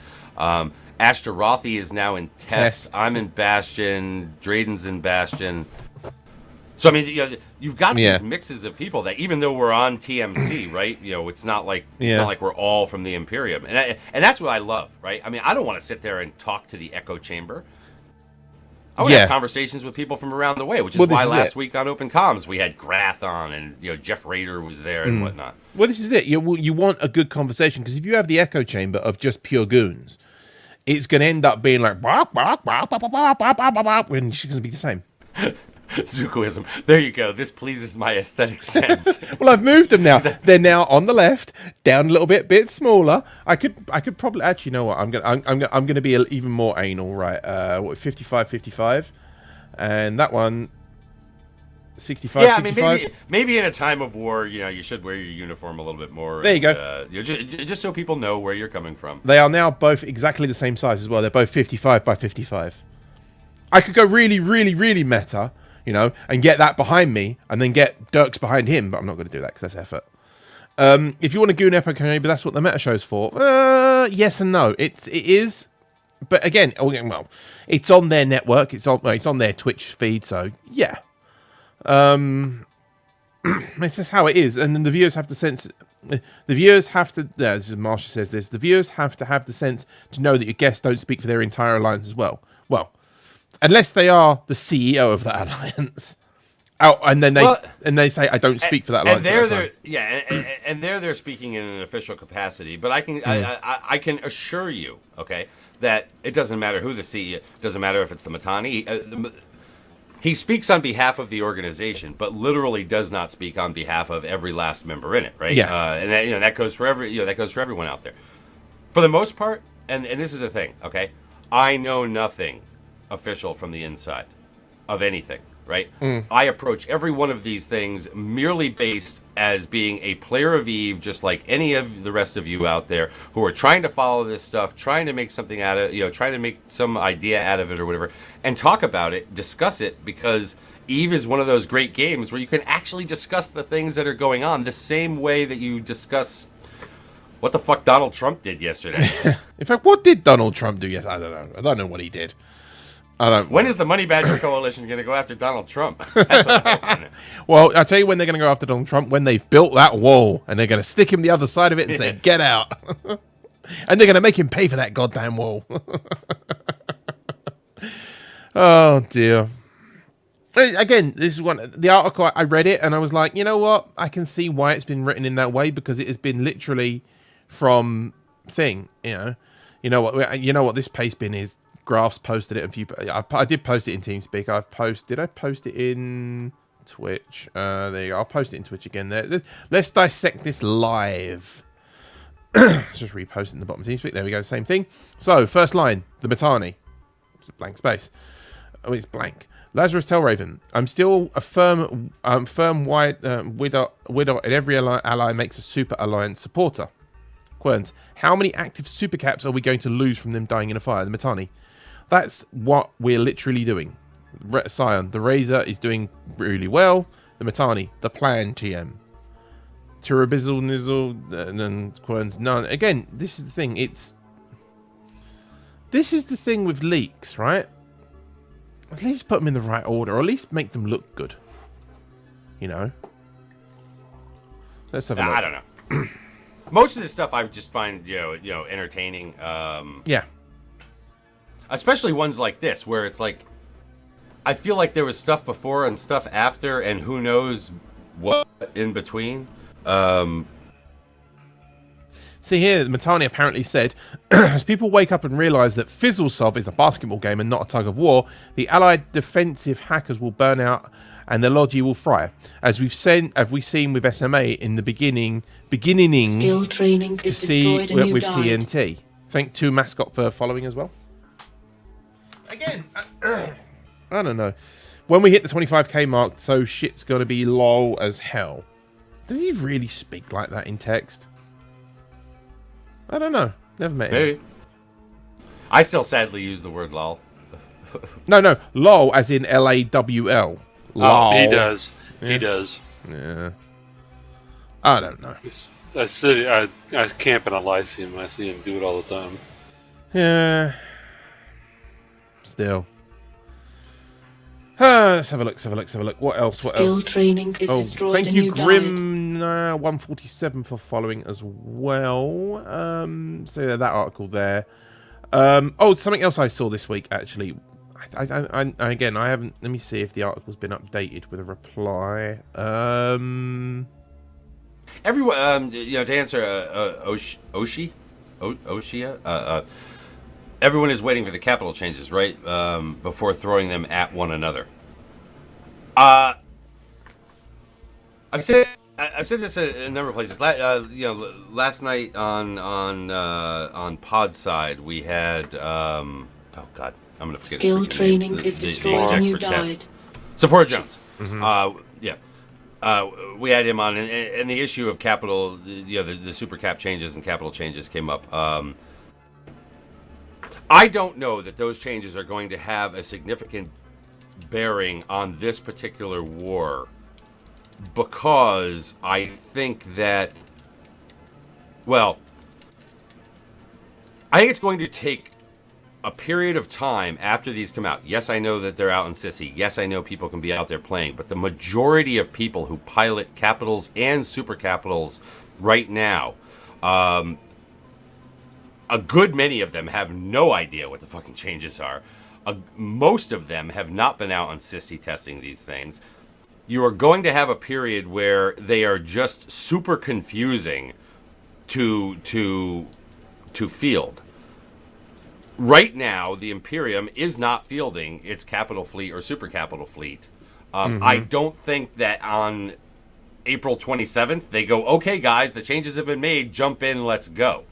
There is going to be a period of time when player skill is going to have to be upgraded, and I don't know that that's in the middle of a war zone. So I don't think that Capitals are going to have a big bearing on this war. They will eventually, but I just don't think they're going to have because for Capitals to have a big bearing on this war, both sides are going to have to field them, and I don't think that the commitment to field them is there now, nor will it be on April 27th, 28th, 29th, May 15th. Whenever the maybe stuff the end of May. Yeah. Maybe in June. If this is still going on at then, and they can be used for some escalation purpose, maybe. But I don't think so. I really don't, because I think that the Aegis sovereignty system it doesn't reward you to use capitals. So unless something really escalates upwards to where you're committed to doing that, I just don't see it happening. Apparently, Doug, I've got to pass a message on to you from your, well, I was going to say your potential lover, Keith Drow, or we all know is Lucian James. Apparently, you're a giant fag, but he loves your chin. But yeah, there are two. I'm not a giant fag, but prior to CO2 leaving, I was going to try it out in Vegas if Lucian showed up. But yeah. No, now I will never make man love to a dirty traitor. Exactly. I wanted to say something, and I don't know what I was say. Oh yeah, by the way, there's a bunch of people now watching on Twitch and on YouTube. Thank you for watching on Twitch, and the people on YouTube as well. The reason I do it to both is so that, for YouTube afterwards, I don't have to export it from Twitch to YouTube or whatever. One article I did look at this week, and it was interesting to see when it came out, and there wasn't an update from it straight away. It was about Siggy, and everyone knows what Siggy is. It's the wormhole mapping tool. Now, this was well,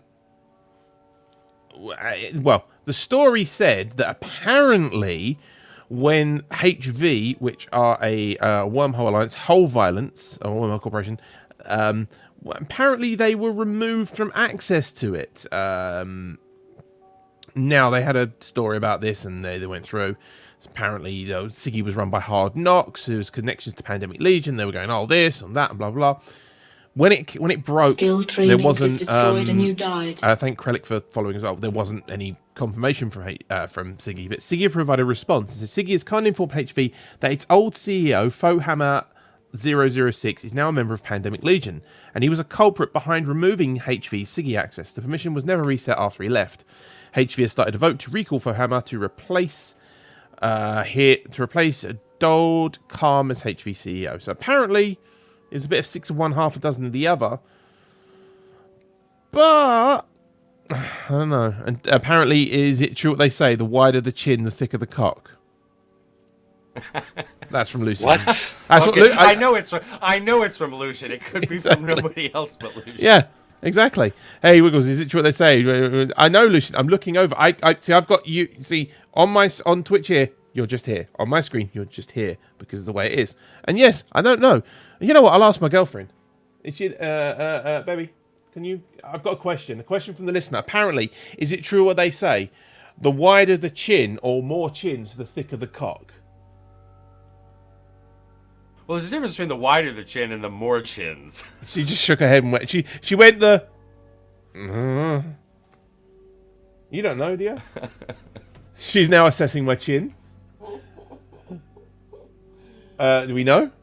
I don't know. She doesn't know. Anyway, ditch the She's bitch. like, well, you do have a wide chin, but apparently, but- Lucian says apparently I've got to ditch the bitch and make the switch. I don't have to be there, but anyway.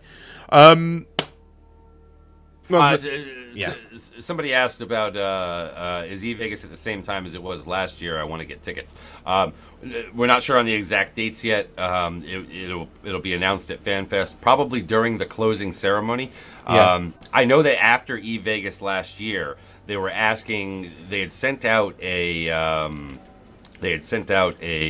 poll or a question or whatever. What do you think about having it on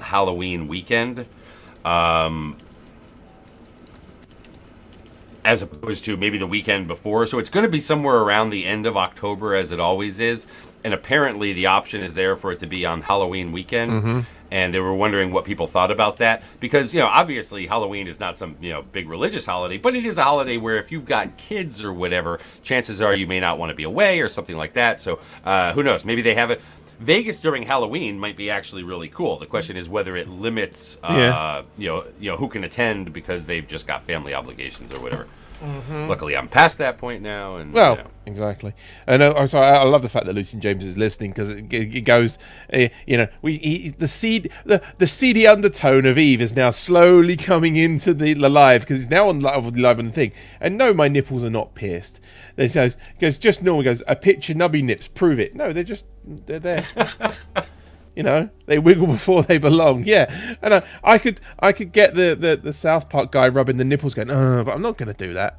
Don't slay slowly coming anyway. We're doing quite well for the show. It's good. How we've diverted to. We've definitely diverted off track just a little bit, but hey, that's what's going to happen. It's towards the end of the show. Also, Dirk, this will shock you. I've watched the first episode of Game of Thrones, first ever one. It's the first time I've had access to it to watch it, so I watched it. Really? And I was like, I get it, but What do you mean, What does that even mean? Like you found it underwhelming, or? I understand it's the first episode and they've got set characters out and they've got to do this and they've got to do that.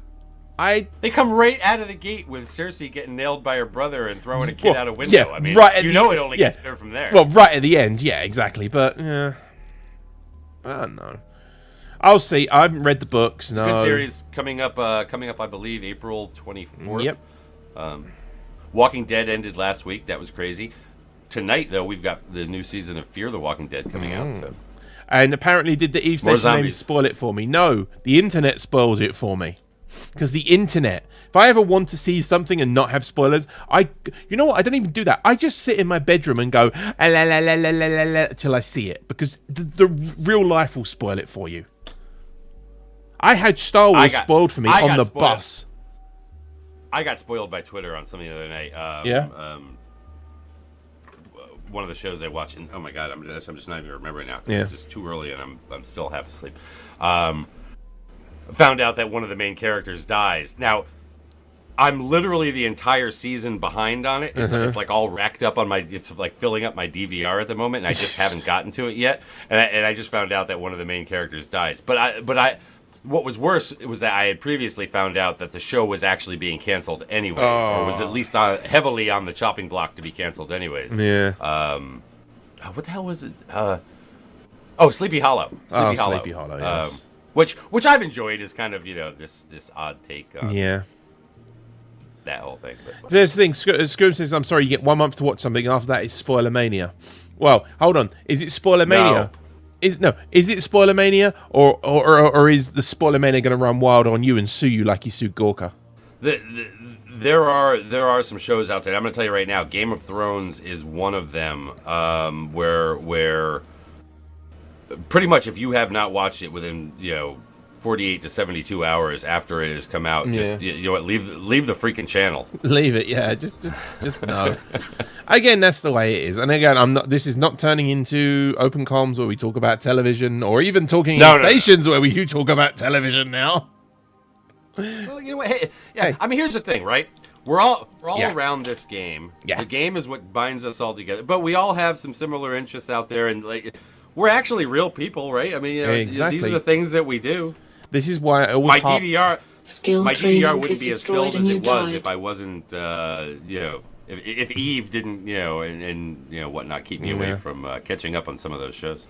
I don't even know what's going on in the election right now in my own country because of this war. I was totally caught up, with it, before this war, and now this war has come around, and I feel like I'm losing touch with who my next commander in chief is going to be. Exactly, and who their aides are apparently sleeping with, which is pretty freaking scary. Look, not that I've lost touch with it, but what any of the options are for who my next commander in chief is going to be. Trump, Sanders, Clinton.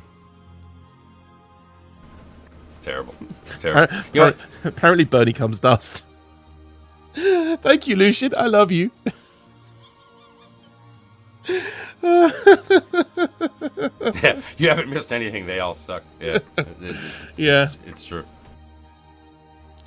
Oh, can you tell me? Because again, I've been a little disconnected from things. Can you please tell me? The FBI cracked that iPhone. They did, and apparently they cracked it because they bought a third-party tool method of cracking it. Yep. Allegedly, there's an Iranian company that makes these third-party tools, or there is an Iranian company. There's a what? An Iranian, I think it's an Iranian company. I might get it wrong. A company that makes some third-party tools that work on zero-day exploits and stuff like that to crack iPhones and stuff like that. So we literally, is that where they got it from? Apparently. We literally went to the Iranians? Well, to a company that did it, apparently, but... You know, that's how it is. Modexer, what do we think about the introduction of dailies? We talked about that at the beginning of the show, so if you've missed it, go watch it again on the Twitch on demand or YouTube, or listen to the podcast. Well, TLDR on it is, I think we can agree that nothing wrong with the idea of dailies, but the details maybe need to be tweaked so that they don't seem as weak to get 10,000 skill points per day, which is 3.98 something million skill points a year. Yeah. It's a supposed Israeli company, because again, they haven't said who, but this Israeli company has originally worked for the FBI before. They cracked it, got the information out apparently they wanted, and that was it. The thing that gets me is they're still pushing for the law, or they're still pushing for the case to say Apple to do this, and Apple like, no, we're not going to do it because, you know, we're not going to. Well, they are fighting that based on some future thing or whatever. Yeah. But I do think it's interesting that Apple says we're. Correct me if I'm wrong. If this is not what Apple said, when Apple says we don't want to do this because then it will open up whatever, right? And apparently if they bought it from a third-party source who's already done it. Well, the thing is, it's about right. Okay. The difference between Apple... The vulnerability apparently already exists. Oh, yeah. No, FBI dropped the case. And again, we're getting to the end of this. If anyone used to watch this show, which we used to... The same show, basically. We used to call it GRN Show, which is where you'll find the show blog. I always used to talk about tech and gaming and all that. We used to talk about stuff like this. This is really good. I want to talk about this quickly. Yes, they've got access to it. The zero-day exploit to get into the device. Normally, what happens is there's two types of hackers. You've got white hat hackers and you've got black hat hackers. And you've got grey hats in the middle. We'll do a bit of both. The white hats do the hacking and the data analyzing and that for good to give that information back to the companies like Apple and that, so they can patch their devices. The black hat hackers do it for evil, so they can do stuff and thing. The grey hats are in the middle. Evil like that. Anyway. However, Apple do not offer bug bounties. Skill training is destroyed and you Thank you, Caravan, for following as well. Apple do not offer bug bounties. This is the thing. Google, Microsoft, all these other companies do. And they offer, again, it's not much, but they still offer people to say, look, if you find a bug or an exploit with our system, we'll give you some money. We'll give you like $100,000 or whatever back to it. And, you know, they do it. A lot of people save it up, though. Save those sort of things up for not... DEF CON, but there's another hacking one that went on a while where they I can't remember what it was. There's a one where you go and it's a competition. You can hack a laptop or something and you win that device. You know, they save it up for that, and then they obviously responsibly disclose it to Apple or Google or whatever and get the money. The problem is, it's just Apple are like, no, we're not going to give you money. So, and yes, the FBI dropped the case and now they're offering the tool to other law enforcement agencies. They might be, but it's what's going to happen. Marshmallow says, interesting, I don't get any of this without an explanation. The explanation is Apple are trying to protect privacy, the same as Google and everyone else are, and the ability to do stuff, because nothing's ever going to be 100% secure. Because hell, look at back in the early 90s, late 90s, when Netscape and that shipped in the US, it had 40-bit encryption, which the US government said, well, you have to have that because we need to have a backdoor in. Fuck that shit. Who is it? Caleb says, LOL, Internet 101 with Wiggles. I said, yes, breaking down the hard stuff for Dirk. Yep. Well, Dirk, there are these white hat hackers and black hat hackers, and if they love each other and make a baby, they have a gray hat hacker. Well, this is true. They do. And the grey hat hackers may do some good, may do some bad. Nothing using a 4-digit passcode is ever going to be secure. Well, maybe, maybe not, but yeah. Anyway, I don't know why people care about iPhone security. Because your life's on the device. My life is on this Android phone. Your life's on Amazon.com. They've already got It's on it. Don't worry Google. about It's it. on Amazon. Where I got this green screen from today, because remember, I'm magically not in GT44. I'm in my kitchen. Well, I'm in my house, but yeah. Where I got that from, they know what you heard. And this is how it is. Panama Papers as well. We could talk about that. Rip fucking Prime Minister of Iceland. Yo-yo Swaglo. Rip David Cameron. Apparently, there's a person you will not be seeing at the party at the top of the world this year. Exactly. And that will definitely be the Prime Minister of Iceland. Exactly. What about yellow hair hackers? Kappa leaving them out is racist, Kappa. No, it's not.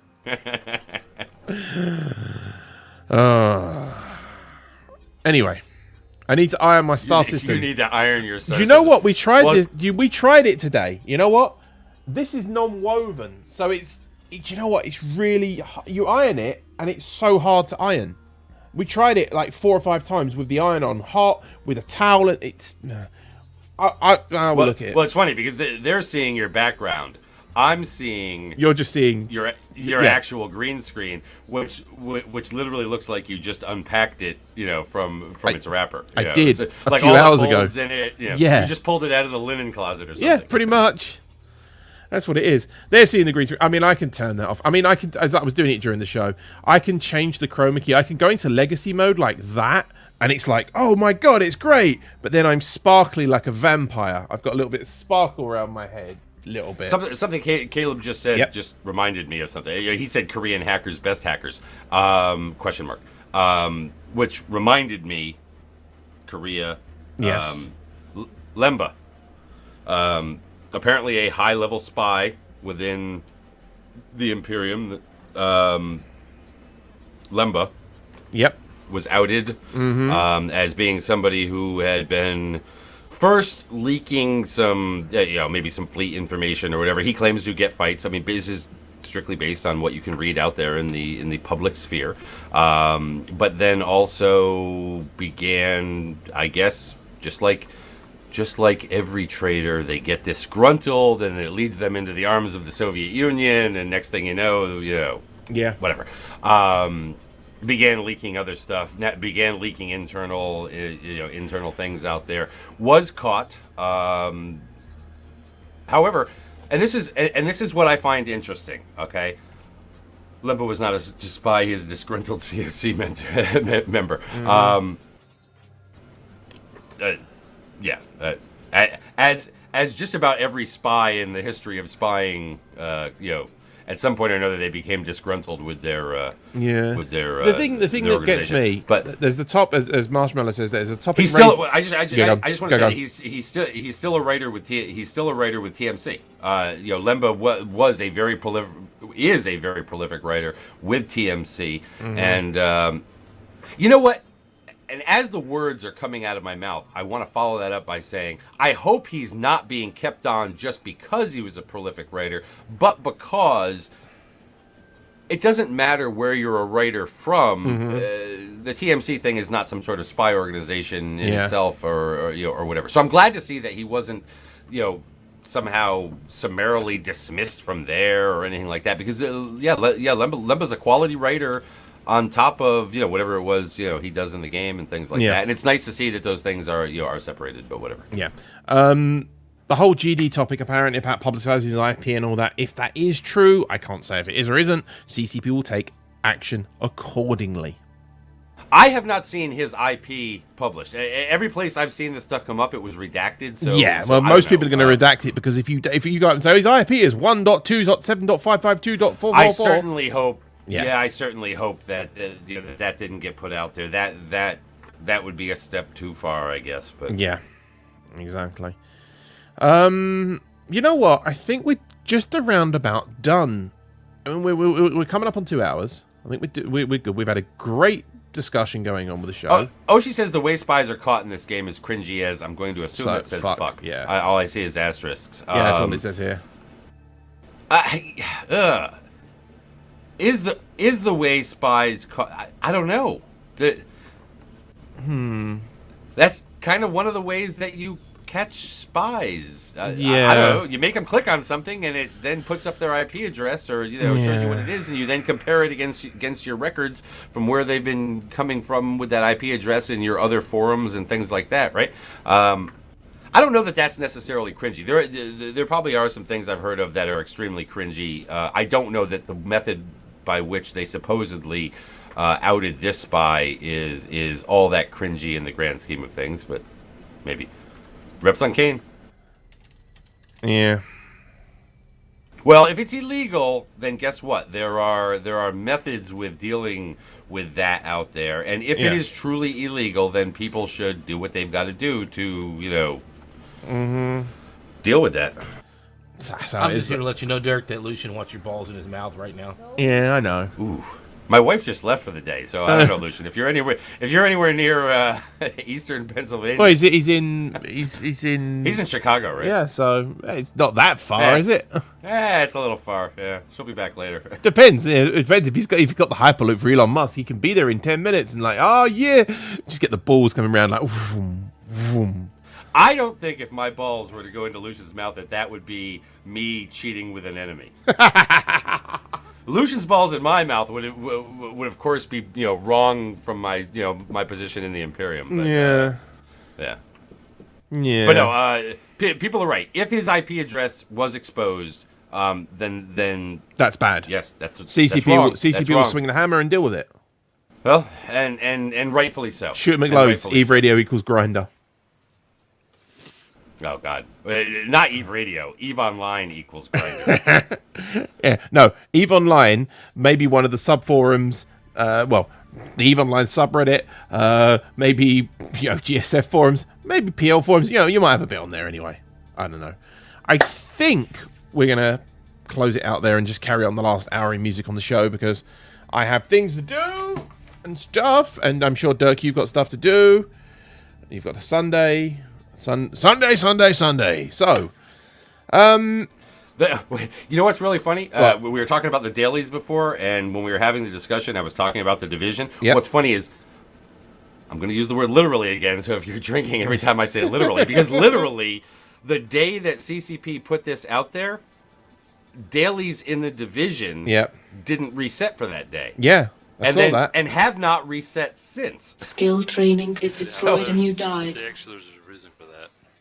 Well, there may be a reason for it, but it is funny that when they announce it in Eve, they break it in the division.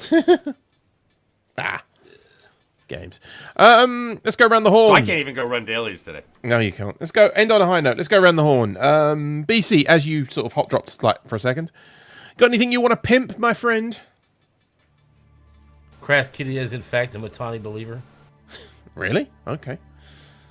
I'll be honest. I think she's a believer of whoever she can get on her show or whose show she could be on. You should have seen the response to what she literally said for y'all drinking yesterday on the Matani, the Meta show. That she is absolutely a lover of the space Hitler that is Matani. Oh, well, someone's got to love him. What I heard her say was something along the lines of Eve needs a Hitler. Now, we can debate whether it needs a literal Hitler or just pseudo Hitler or whatever, or if there's not a better name of a tyrant out there that we can that we can use. Maybe it needs a Ming the Merciless. I don't know. Hold on, you just say like Hitler didn't die? He's just playing Eve Online. Yeah, he's playing Eve Online from an. They froze him just so he could come back and play Eve Online. Oh dear, oh dear, oh dear. Well. And we do need bad guys. Eve needs bad guys. I mean, you've got to have you've got to have organization. And I don't mean literal. I mean figurative in a way. But in-game bad guys, you need that. Eve needs that. We need these groups out there. We want those groups out because it makes the video game exciting. In real life, maybe you don't want there to be bad people out there, and maybe there shouldn't be bad people out there. But in a game like this, you want to because the players are the ones that add the content. The only bad things in the game cannot be NPCs. Speaking of space entities, we have Space George Michaels here with us. I was going to say, Dirk, has your balls just got a bit tighter? Is Lucian? Mr. What's Lucian going on? James, Am I Mr. coming Lucian James. through? You are coming through. I'm going to Okay. turn you up locally just a little bit as well, because All right, well, thank you very much. Wiggles. Yeah, you guys are kind of loud on this one. yeah, Yeah, they're really loud on this one. They're like fucking blowing my ears out. well, it's just the way it is. Oh, sorry. I'm a bit louder because I have to do various different things. But how you doing? You cool? Oh, yeah, I just came here to talk about Talu Wuda. I know. Don't worry. Oh, my God. We'll have this Dude, discussion. We'll have this Almost discussion off air. 13 years in the same corp. Enough said. Mic drop. I know. Anyway, we'll have this conversation off air because, well, reasons. Let's go around the horn. Anyone got what they want to pimp? Let's start at the top. Z-Master, you haven't got anything pimps. You suck. Nope. Yes, you do. BC, No, I don't have nothing to pimp. OpenCom show on Matani.com Twitch, yeah? And Beardy Give me Gaming one, with see BC this as well. one. Dirk, I'll pimp the OpenCom show Thursday Yeah. nights, 9 p.m. Eastern time Yep. on the Matani.com.